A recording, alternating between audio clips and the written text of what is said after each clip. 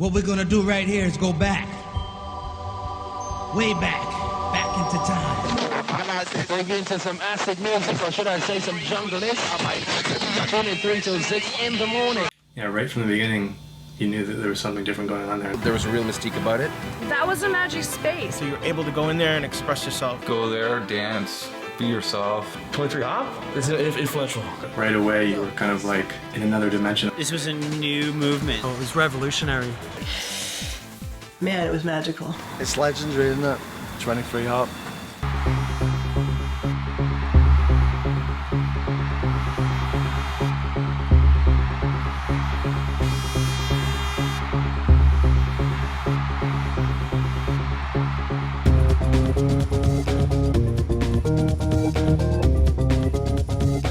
In the beginning, there was Jack, and Jack had a groove.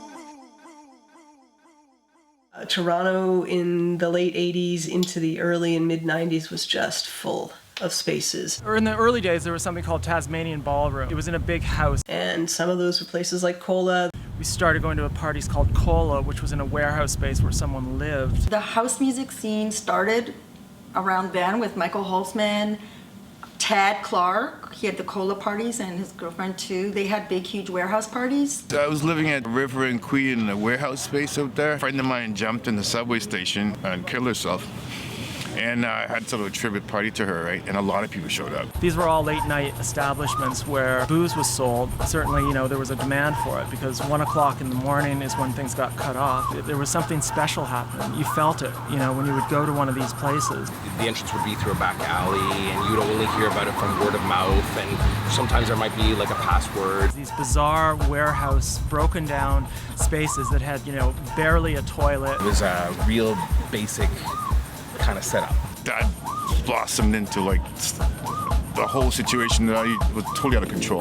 That sense of adventure in going to warehouse parties and hearing this music, communities of people coming together, gay, straight, and otherwise. There'd be thugs from the suburbs, and we had like a drag queen doing guest list at the front door. That whole era, it was so powerful that, even I sort of look back and go, wow, whoa, shit, what really happened here, you know what I mean? It was everything and everyone. I mean, warehouse parties, you could play techno and stuff like that, all the early warp stuff, LFO and all that stuff. Dexter, so you'd hear it at a warehouse party. And then in that day, I think the whole rave thing was really something new. It was just maybe a couple guys had heard about it, bought a few records, and were playing it, and and mixed with their house sets. We're talking between 89, 90, 91, and 92. In those years, I think was the real birth of the rave culture here. At the beginning, there was no trance, there was no jungle, there was no real categories. There was no separation between the two. It was just all house music. It was techno house, garage house. When I was 18, I was back in Scotland and just got really into the club scene there, going out dancing mainly to Wear Groove at the time. This was 1987, and the house scene was sort of bubbling. Understood the music right from the get-go, realised what it was all about, came back to Canada and had to do something. Oh my fucking God, why isn't this happening in Toronto? Why not? When we first got here, I couldn't find it, we were looking in the more obvious places, couldn't find anywhere really. Ecstasy was a pivotal, life-changing experience. And that rang true with everybody, especially me, John, and Anthony. One of the reasons why Ecstasy started was to get this culture, dance culture, and the e-culture happening in Toronto.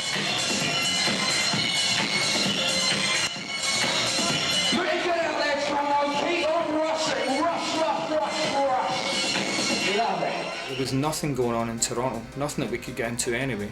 I was back here in 88 throwing some raves at the Tasmanian Ballroom. The first rave I threw, I think there were 2 people. No one here really knew what it was all about. So there wasn't really the word rave yet or techno. We just called it industrial dance. And then suddenly one night I was walking outside 23 Hop and I was accosted by Anthony Donnelly, Danny Henry and John Angus, and they changed my life. The first party we done was August 1991, which was at 318 Richmond Street. 318 Richmond used to be, or was at that point in time, 23 Hop. It was not even a real club yet, it was just a warehouse. It was an empty warehouse. There was 3 floors. The bottom floor was some sort of lithographic place, but the top 2 floors were empty the whole time we were there. And we rented the middle floor, but because we were so noisy and made such a big mess, no one ever rented the floor above us. And that allowed us unfettered access to it. The owner wanted to change it up because there'd been a stabbing, or I'm not quite sure what it was, but there'd been some trouble in there, and he wanted to change it up, so he'd hired Mark Oliver to basically play techno and get the old house crowd out of there. They all showed up and they all had Scottish accents, and I thought they were a football team. It turned out they were just blaggers. They're all from Brampton. There was probably about 24 of them. They had all the rave gear on, whistles, like jump around like lunatics, basically raving UK style. And I was like, finally, there's an actual crowd here.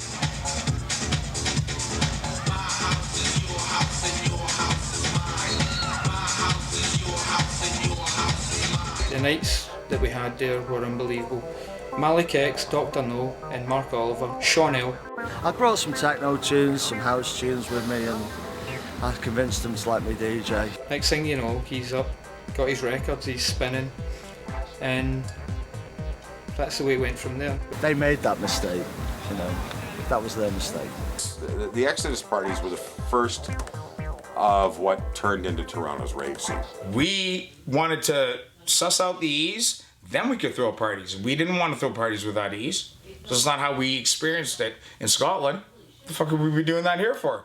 Chris Shepard came up to me one night and said, there's this thing happening at 318 Richmond Street, which is a space that he had a piece of. And he said, you ought to come down and check it out. This group called Exodus is doing these techno parties every Saturday night. So I came down there one Saturday night, and it was wonderful. It was amazing. That was really my first taste of the underground. And our first 4 parties were the biggest fucking turnout in the hop ever. Well, back then it was all about just togetherness. We knew everybody within it because it was a relatively small scene. It was about the music. It was about being with your friends, and it was about having a good time together. The crowd was just insane. I mean, everyone kind of knew each other, so it was like a family feel. And the crowd's very responsive, you know, you say put your hands in the air, they put your hands in the air. That's the way it should be, you know what I mean? You come out to rave and have a good time. My job's done. I'm happy, you know what I mean? There was no attitude whatsoever. Everybody was your best friend. You could shake hands with anybody. First room when you walked in on the right-hand side usually played more on a down-tempo kind of thing.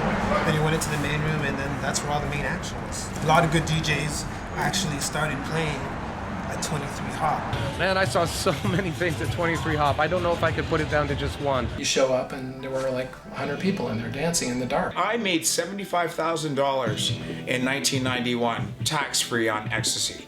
We went to Ibiza, took a trip, just drug money.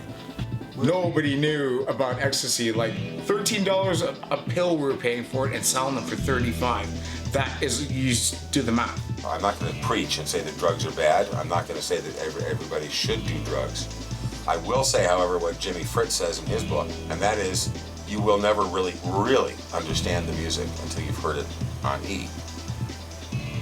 It doesn't mean you have to do E every time you listen to it, but just that one time will sort of lift up that blind.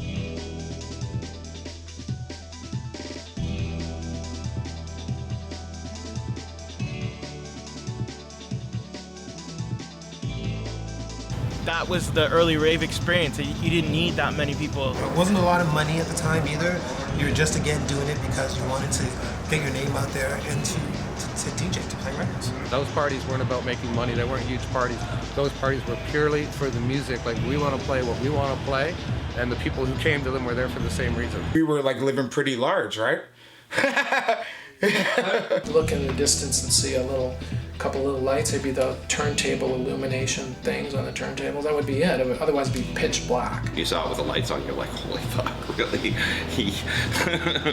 I remember walking to the back of the club, it's just pitch black, and thinking, we're in these dark corners, you know what I mean? It did have that real strong underground vibe to it. Really dark. I don't even know if they had any lights. I remember it being very dark. Yeah, very dark. And when you walk in, there's a fan. Remember you walk in, there's a fan? But we decorated it by pouring a dump truck load of black pebble. Basically, it's the bottom of the fish tanks that you see that kids have. We're talking about a whole dump truck full of it.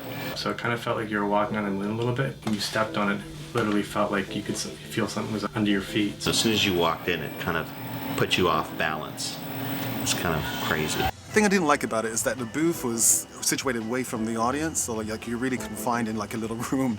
You know, you just had little peepholes to see what was going on. And there was this little kind of a little hole that you had to peep out through at the crowd. There was piss running down the fucking corridor and shit, but like there was people just fucking giving it. Mark also played house. He played harder edged progressive stuff, but he played stuff that with a bit more edge to it, faster. Mark Oliver was still up and coming at 1990, but you know, in the next decade he became huge.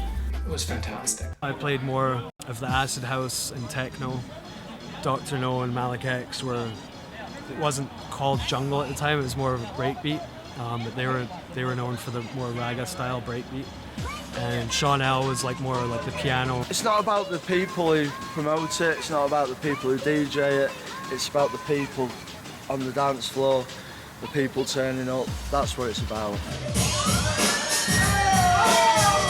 I have been to clubs like the Hacienda and the Club Underground in Liverpool that had the same formula, dark space, a lack of barriers, people just making it happen for themselves. That house music, cutting edge music, good DJs. Yeah, I mean, you know, like, yeah. The drive in the UK was something very clear. They just run through many years of Thatcherism, many years of combat against labor, the abject goal of transferring wealth from people who had been building it over many, many years since the end of World War II to a point where they were transferring it back to what today I guess they coin as the 1%. Yeah, I can put all kinds of adjectives, I can verbalize that, but stand in the middle of a room with people having their hands in the air and losing it and smiling at one another, I mean, to me that's what house music is. Those people found themselves safe in the world of the rave community. They found themselves connected with people again. They found themselves in a place where they could collectively feel better than they do in their day-to-day lives. You'd have warehouse ravers, people into house music, you know, it's just like a really eclectic mix of people. You know, we all had our rave outfit. You know, you always recognize people because they had the same hat on they wore to the other parties, or, you know, they were in their striped pants or whatever it was. We generally stuck out in more really stupid looking clothes. Before singularity was a term, we were kind of striving for that. Like, kind of striving for a oneness, kind of striving for people to get, like, over them fucking self for a couple hours. Leave your shit at the door kind of deal, right? It was something that we loved doing, and I mean, if you love your job, I mean, that's got to be the best job you can possibly do. And we saw potential in it, we saw a future in it, and we saw something that could grow into something much bigger. It happened really fast, everything happened really fast. So probably around about 92, everything went really commercial. Everyone wanted to be a raver, everyone wanted a production company. It became really, really commercial, and that's not what we were looking for. We actually tried to go that route, tried to make money at it. At the end of the day, it wasn't fun. No fun whatsoever. Well, I'm from a phase generation, which is 2 years later. You know, you hear stories. What was important? You had to bring back the original gangsters on the scene. That's the way you look at it, right? It's that place pretty well started like the techno parties. It was the beginning of the rave scene, literally. I mean, that's where it sort of all started. By that point, there were other companies that joined in, like Chemistry, Psychosis, Pleasure Force, Delirium, Nitrous, That's what's so funny, because what raves became was this idea of like hundreds of thousands of people, you know, and some of the very early raves, you know, 100, if you're lucky, 200 people. I have wicked friends to this day from that space. I have no idea why it was called 23 Hop, by the way. That'd be interesting to find out. Mark Oliver might be able to tell you, I don't know. Or Shep if you nail him down. But then he'd tell you that he invented electricity, so. In the 50s and the 60s, there was always that let's go to the hop type thing, and the hop being a dance bar. Most of those hops were non-alcoholic back then because they were for teenagers, and in America you really couldn't drink until you're 21 anyway.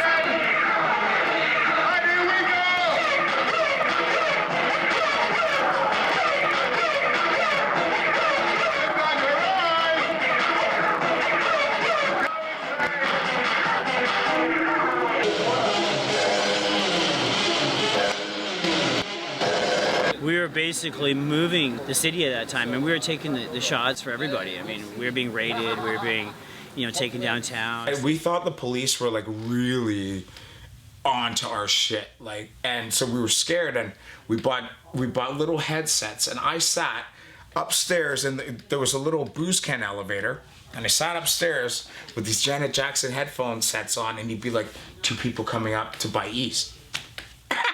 Yeah, it was always a fun time. Nothing ever bad happened there. People needed an outlet, and it was a safe outlet. No one ever got murdered, no one ever died. Maybe there might have been a couple of slight ODs. They did something nobody else had done before, so I know. And all those people that made money in the clubland past that point have them to thank. And you look at what's happening now, like Digital Dreams, Deadmau5 and stuff like that. None of that would be happening if those guys didn't do that. It was our own.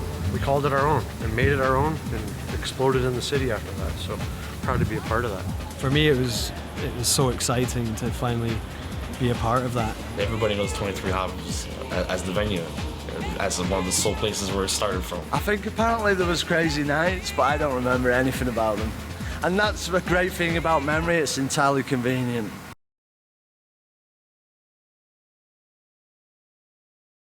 Moving into phase 2. Phase 3, 3 o'clock, touching down.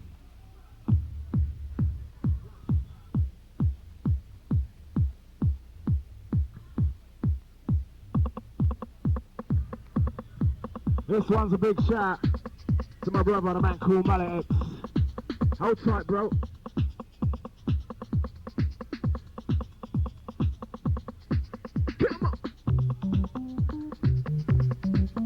Touching down nice and easy. Right now, come and join the breakbeat techno future. Forget all that commercial crap. Come and join the future.